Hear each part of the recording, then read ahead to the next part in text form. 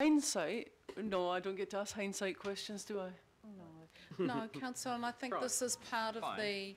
I think we just need to just be clear. So this is our chance to understand what happened, but this is also our opportunity to say if people agree with this review process, I'm actually taking quite extensive notes here on what the kind of things, exactly as Julia said, under communication, these are some of the things we could do better. How do we actually clarify maybe the letter and the level of detail that's given to iwi? Is there better resources and support that can be given to iwi? How do we work more closely with our local boards? I think this is a really good opportunity for us to work some of that through.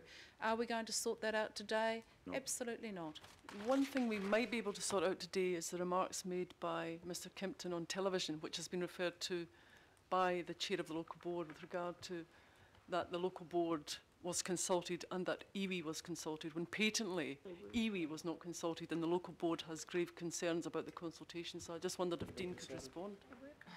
Look, I'm more than happy to respond to that. So thank you, Councillor Casey.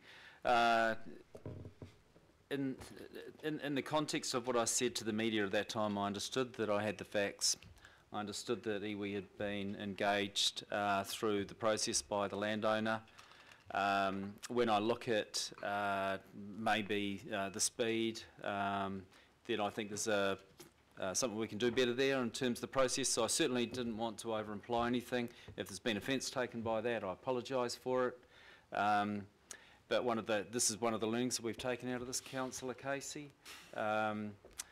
David's talked about he's managing 1,500 across the whole of council. We're dealing with approximately 800 to 1,000 applications per month. And I know that puts a lot of stress on local boards and iwi in terms of provision of feedback. And we're also under pressure to do this faster, because that's what the committee is also asking for. So we have this real tension, don't we? In terms of the local board feedback, I became aware after that interview that consultation had only taken place on number 40, and that relates to the site with the kauri. My take on it, having read the staff report, that the local board was consulted. They gave feedback on that. Their preference was for public notification. I acknowledged all of that in a public forum, and that they also understood that trade-offs had also been made, and I think that I accurately reflect my understanding, but it only related to number 40. It did not relate to number 42. Okay. So the other thing just in the actions list to bear in mind is we at Finance get our reporting of the standard time in which we have met our statutory deadlines, our 20 working days. We've required that. At a governing level, we need to take some responsibility in this. Most of the discussion around this council table has been make things go quicker, be more effective and be more efficient, and we've certainly put the acid on our staff to deliver that. Right. So if we're now taking a slightly different approach, that's what I'm suggesting in this review that we look at. We need to own part of that decision. Thank you, Mr Kimpton. I've got Councillor Clow next. Oh, I thought it was Councillor Wood. Yes, Clow. Sorry, I did actually have a question, two questions. One was related to the iwi consultation. I don't want to dwell too much on that, but just to be quite clear, so the applicant sent the letter, and that letter can actually say pretty well what they want. There's no formula that we require them to follow to warn of trees. It's just general vegetation clearance. So iwi could get that letter and it's just, vegetation clearance, nothing significant. Won't worry about that too much. I mean, should be. That's the first question. I mean, we clearly need to improve that somehow. Yep. So I suppose it's been partly answered. The other one, second question is in relation to the planners. How do they take into consideration the Waitakere Ranges Heritage Area Act? And I know there's nothing in there about tree protection because it wasn't kind of meant to specifically relate to that, but it's quite clear in the purpose of that legislation, and there's two purposes, but the second one is promote the protection and enhancement of its heritage features for present and future generations. And then if you go to the objectives in clause number 8, that's the first one that actually is pointed out, and then it says, second one is to ensure that impacts on the area as a whole are considered when decisions are made affecting any part of, and then further down, next another one to ensure that any subdivision or development in the area of itself or in respect of its cumulative effect does not adversely affect the heritage features. And I don't need to go through the others, but how do your planners look at that, and do you really give that Heritage Act much consideration? So that answer's twofold, and I might hand over to James if you've got anything else to add. So the way that the Act is considered is primarily in the report, and when we share that information, you'll see it. The Act is referenced and talked about and considered in that respect. The second way is that the district plan recognises the Act and picks up those objectives through it. So there would be the two ways that the staff, the planner, will have reviewed or considered that Act. So does that mean it gets given much weight whatsoever, with all due respect? I think, look, the district plan itself seeks to protect bush and to protect the values of the area, and that's clearly reflected in the policies, and that would be similar across the Heritage Act and the district plan. So the planner will have considered it, and looking in arriving at their conclusion, they've concluded that protecting as much bush as possible, as we saw from the overhead slide, towards the rear of the site, in their view, achieve that. Thank you. Thank you, Councillor Clow. Councillor Wood. Yeah, I've got some questions. Firstly, just to have someone might be able to answer this. What is the significant ecological area?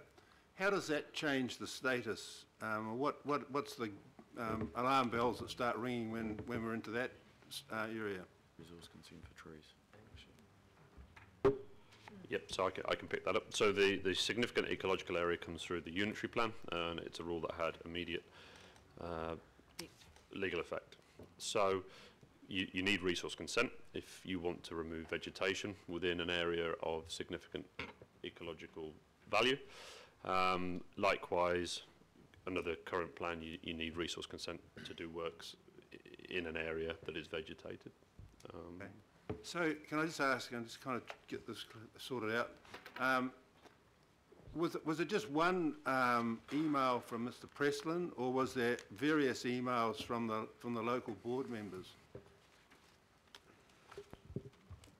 I've seen one, but there may have been more. I've seen one which summarises the overall comments, and they are included in the planning report.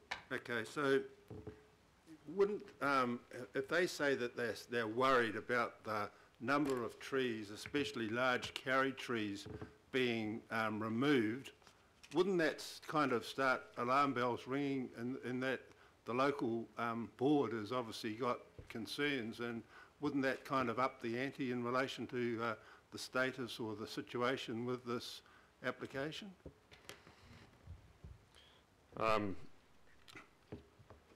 So the comments were certainly passed on to the planner. The planner would have looked at them, and the decision maker would have seen them as well. The specialists, particularly in this case the arborists and the ecologist, again, their role is to look at the information. They would have known the number of trees that were going to be removed. Their job was to assess the effects of that and advise the planner on it, which they did. So you know, what I'm concerned is that Mr. Sharp, the arborist, was saying one thing, but the board seems to have been saying a totally contrary position, and there was obviously, wouldn't that kind of make it more than just a minor kind of situation in relation to effects? Councillor Wood, I think I can see the question that you're asking, but I take your mind back to the previous term of council where we had some fairly long debates about the role of the local board in the decision-making with regard to hearings and whether the board would have a statutory role in notify versus non-notify. Our decision was that the board have the role they have.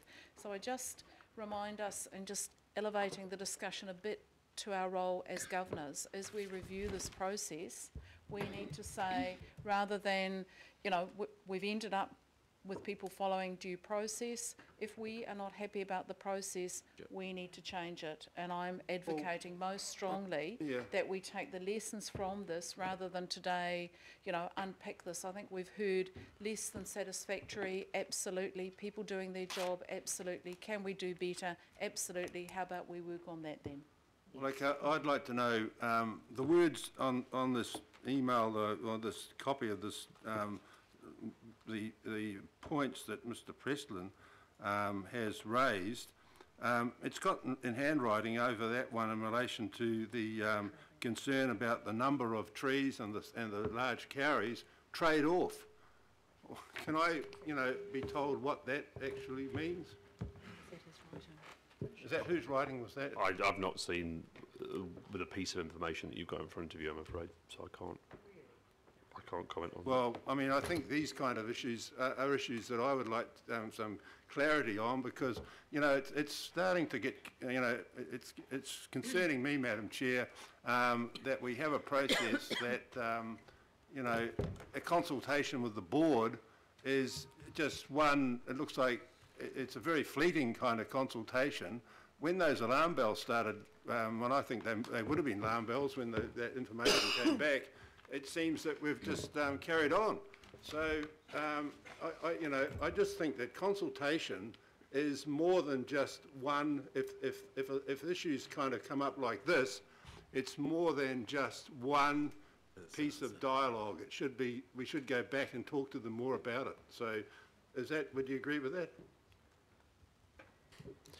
I think that's a political answer, and if that's the direction we wish to give Councillor Wood, it's our opportunity to review the process. But we will then need to look at the statutory timeframes, and we'll then need to look at the reporting that the expectations that we have on our staff. We can't do these things in isolation. The risk of being a bit boring about this, there are big knock-on effects when you're dealing with thousands of consents. If we want to change the process, let's do it, and let's stand behind our staff to do it.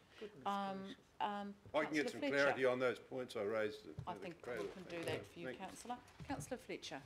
Oh, thank you, Madam Chair. And in the spirit of the recommendations that you wish to put forward today, I guess my question really relates to when you are using an ecologist, and with the evolving science that is coming to the fore around curry dieback, which none of us, I think, know everything around as yet. I mean, there's a lot of work going on in terms of trial and control programs in public and private sites, and from my perspective, just the passion to ensure that the hunuas can remain free of it. What I want to know is that when you select an ecologist, how can we have confidence looking to the future rather than looking back at the past? How can we have confidence that the ecologist is sufficiently up to date in this evolving science around Kāri Dābe?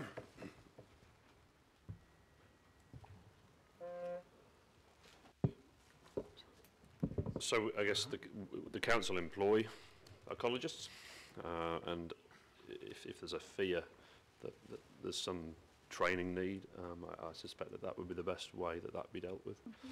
So to what degree are we using our own biosecurity team on council?